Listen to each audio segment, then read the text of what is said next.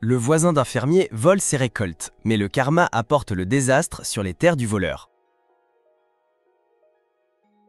Le soleil se levait sur les plaines fertiles d'un village isolé où les collines dorées s'étendaient à perte de vue. Parmi ces terres, un fermier nommé Adrien se distinguait par son travail acharné et sa générosité envers ceux qui manquaient. Chaque graine qu'il plantait semblait porter en elle un éclat de vie et les habitants admiraient sa patience. Pourtant, derrière les haies, des regards envieux suivaient ses gestes. Son voisin, un homme nommé Gérald, n'avait ni la même chance ni la même discipline. Ses champs, négligés et secs, semblaient crier famine. Le ressentiment grandissait dans son cœur, nourri par la comparaison et la jalousie. Tandis qu'Adrien se levait chaque matin avec le sourire, Gérald se couchait chaque soir avec une rage sourde. Ce contraste allait bientôt devenir le déclencheur d'un drame dont personne ne soupçonnait encore l'ampleur. Chaque jour, Gérald observait la croissance luxuriante des récoltes d'Adrien. Les épis de blé lourds et dorés ondulaient au vent, tandis que ses propres terres restaient stériles. La tentation l'assaillait. Il se répétait que le monde était injuste,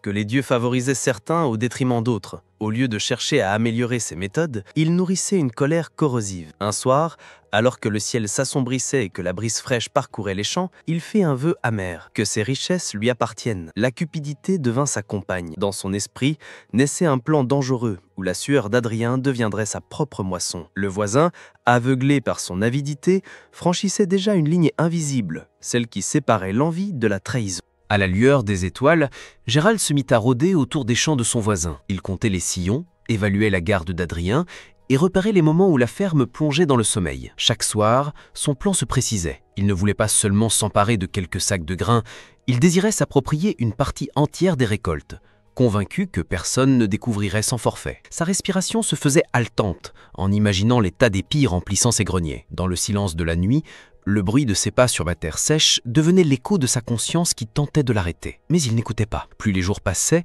plus son obsession grandissait. Ce vol ne serait pas un simple geste, mais une réécriture de son destin, croyait-il. Un soir où la lune brillait d'un éclat blafard, Gélald passa à l'action. Il attendit qu'Adrien, exténué par le travail, s'endorme profondément. Armé de sacs vides, il s'introduisit dans les champs verdoyants. Chaque épi arraché lui donnait l'impression de reprendre ce que la vie lui devait. Ses bras tremblaient, non de fatigue, mais de peur. Les insectes bruissaient dans l'air chaud, comme des témoins discrets de sa trahison. Lorsque ses sacs furent pleins, il les transporta en hâte vers sa propre grange, dissimulant l'épreuve dans l'obscurité. En rentrant chez lui, il sentit pour la première fois un soulagement amer. Pourtant, dans son esprit, une ombre se glissa, celle d'une inquiétude qu'il n'arrivait pas à chasser. Comme si les chants d'Adrien avaient vu, compris et retenu son crime.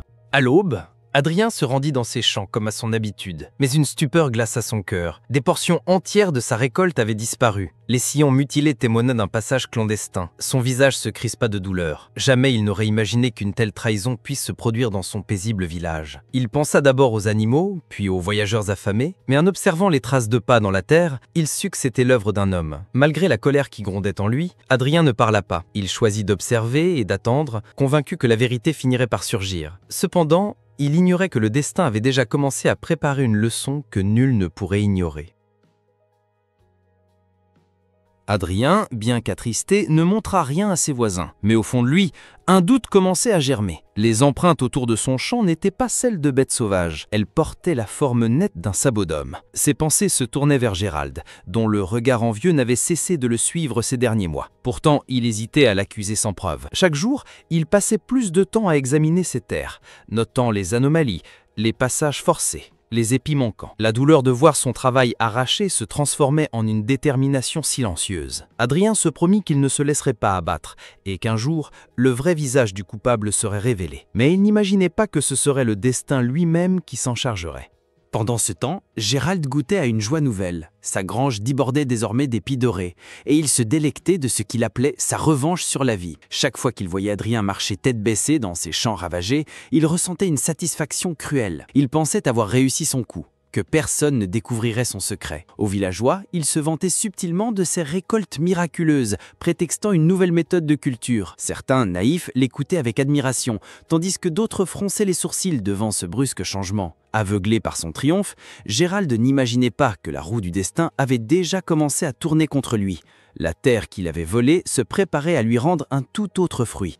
Peu de temps après son larcin, d'étranges phénomènes frappèrent les terres de Gérald. Ses propres champs, déjà fragiles, se desséchèrent plus vite que jamais. La pluie semblait éviter son toit, et les vents emportaient la poussière de sa cour comme si la nature voulait effacer son nom. Les animaux qu'il possédait tombèrent malades sans raison apparente, refusant de s'alimenter. La prospérité volée d'Adrien devenait pour lui un poids lourd à porter. Chaque nuit, il dormait mal, hanté par des cauchemars où les épis dorés se transformaient en serpents sifflants. Ses voisins, autrefois intrigués par son succès soudain, commencèrent à remarquer que sa joie avait laissé place à une inquiétude permanente. Le vernis de sa réussite craquait déjà, laissant apparaître la peur. Les villageois, attentifs aux rumeurs, commencèrent à échanger des chuchotements. Comment expliquer que Gérald, dont les terres étaient réputées stériles, ait soudainement rempli ses greniers? Comment croire à une méthode secrète sans jamais l'avoir vue en pratique? Certains se rappelaient son regard envieux posé sur les champs d'Adrien. La compassion qu'ils éprouvaient autrefois pour lui se transforma en méfiance. Adrien, lui,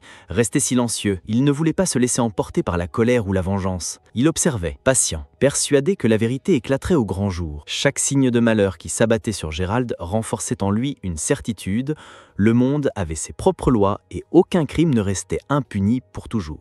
Un soir d'automne, alors que le ciel s'assombrissait de nuages menaçants, un vent violent se leva. Il soufflait avec une intensité presque surnaturelle, faisant plier les arbres et claquer les toitures. Dans les champs de Gérald, ce souffle tourbillonnant souleva la poussière et dispersa les tas de grains volés qu'il avait si soigneusement entreposés. En une nuit, une partie de sa richesse illicite fut arrachée et projetée au loin, emportée par la tempête. Adrien, depuis sa fenêtre, observait le chaos avec un mélange de stupeur et de gravité. Il n'éprouvait aucune joie à voir son voisin puni, seulement une profonde tristesse devant la force aveugle de la justice naturelle. Gérald, lui, tremblait en voyant sa fortune s'envoler, comprenant que rien ne pouvait être bâti sur la trahison.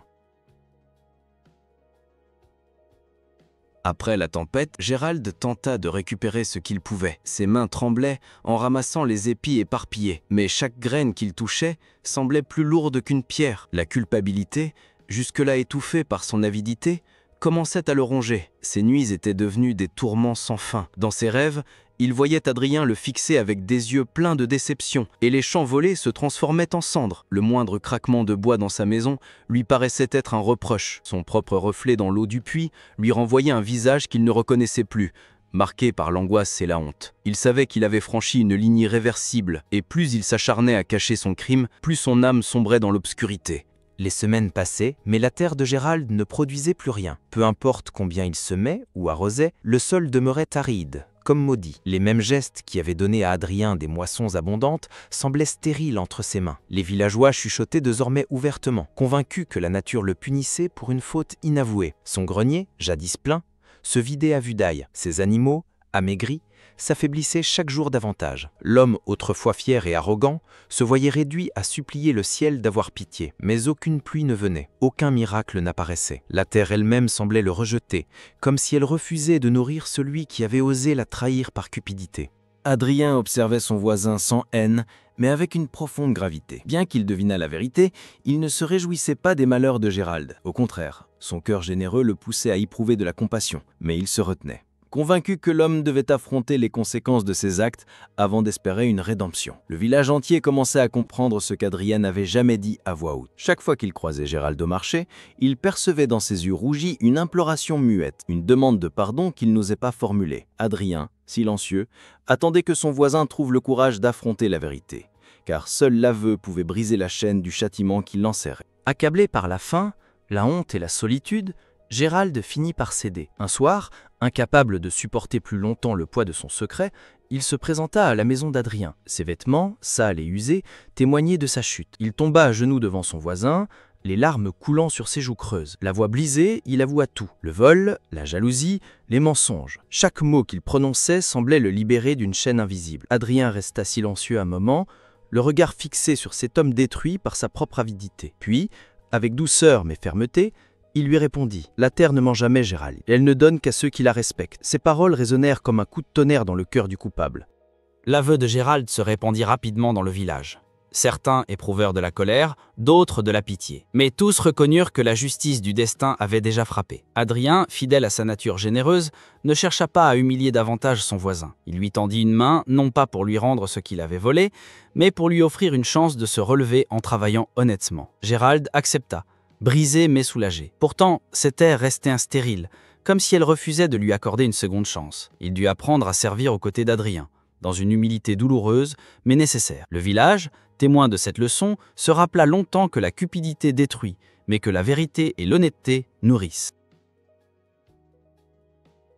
Gérald, autrefois fier et méprisant, dut s'habituer à travailler sous la direction d'Adrien. Ses mains, peu accoutumées à l'effort sincère, se couvrirent d'ampoules et de blessures. Chaque journée semblait un supplice. Mais paradoxalement, son cœur se sentait plus léger qu'auparavant. Pour la première fois, il découvrait la valeur réelle de la sueur et la dignité qu'elle apportait. Les autres villageois l'observaient de loin. Certains riaient de sa chute, d'autres respectaient son courage d'affronter sa faute. Adrien, quant à lui, restait juste et exigeant. Il ne l'accablait pas de reproches, mais ne lui facilitait pas non plus la tâche. Gérald comprenait alors que la véritable justice ne venait pas seulement des catastrophes, mais du long chemin de réparation qu'il devait parcourir jour après jour.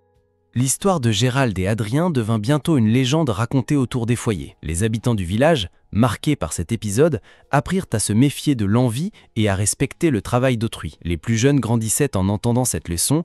Voler ou trahir pouvait sembler un raccourci vers la richesse, mais cela finissait toujours par ruiner l'âme et la terre. Adrien gagnait une place particulière dans le cœur de ses voisins, non pour sa richesse, mais pour sa droiture et sa patience. Même ceux qui s'étaient un jour laissés séduire par les vantardises de Gérald reconnaissaient à présent la sagesse de celui qui avait choisi le silence et la dignité au lieu de la vengeance. Malgré ses efforts pour se racheter, Gérald demeurait marqué par sa faute. Les regards méfiants persistaient et il sentait la distance entre lui et le reste du village. Les enfants chuchotaient en le voyant passer et certains adultes refusaient encore de lui adresser la parole. Cette solitude était pour lui un autre châtiment, peut-être plus dur encore que la perte de ses récoltes. Pourtant, il persista à travailler aux côtés d'Adrien, convaincu qu'avec le temps, il regagnerait une part de respect. Ses nuits étaient moins hantées par la culpabilité, mais un vide subsistait. La confiance, une fois brisée, mettait des années à se reconstruire, et Gérald comprenait qu'il devait désormais vivre avec cette cicatrice éternelle. Au fil des saisons, le cœur des villageois commença à s'adoucir. Ils voyaient Gérald se lever tôt, travailler sans relâche, et partageaient désormais ce qu'il gagnait au lieu de voler. Certains commencèrent à lui tendre à nouveau la main, non pas par oubli, mais par reconnaissance de ses efforts sincères. Adrien, discret, veillait à ce que son voisin ne perde pas courage. Ensemble, ils redonnaient vie aux terres, et même si la prospérité de Gérald ne revint jamais totalement, il retrouvait peu à peu une dignité perdue. Le village comprit alors que si la faute attire le châtiment, le repentir peut, lui aussi, attirer la lumière. L'histoire devint une parabole vivante, un rappel que la trahison détruit, mais que le travail et la sincérité peuvent sauver une âme égarée. Les années passèrent. Et l'histoire d'Adrien et de Gérald resta gravée dans les mémoires. Les champs verdoyants rappelaient la patience et la justice du fermier honnête, tandis que la maison plus modeste de Gérald témoignait d'un destin marqué par l'avidité et la rédemption incomplète. On disait souvent dans le village « la terre voit tout » et le destin ne pardonne pas la trahison. Ainsi, les générations futures grandirent en apprenant cette vérité immuable. Nul ne peut bâtir son bonheur sur le malheur d'autrui. Gérald finit ses jours plus humble, mais apaisé d'avoir au moins cherché à réparer. Adrien, lui, resta le symbole de la droiture et de la patience. Et dans ce récit, chacun trouva une leçon éternelle. Merci d'avoir suivi cette histoire jusqu'au bout. Si vous aimez ces récits remplis de suspense, de morale et de rebondissements, abonnez-vous pour découvrir d'autres histoires captivantes.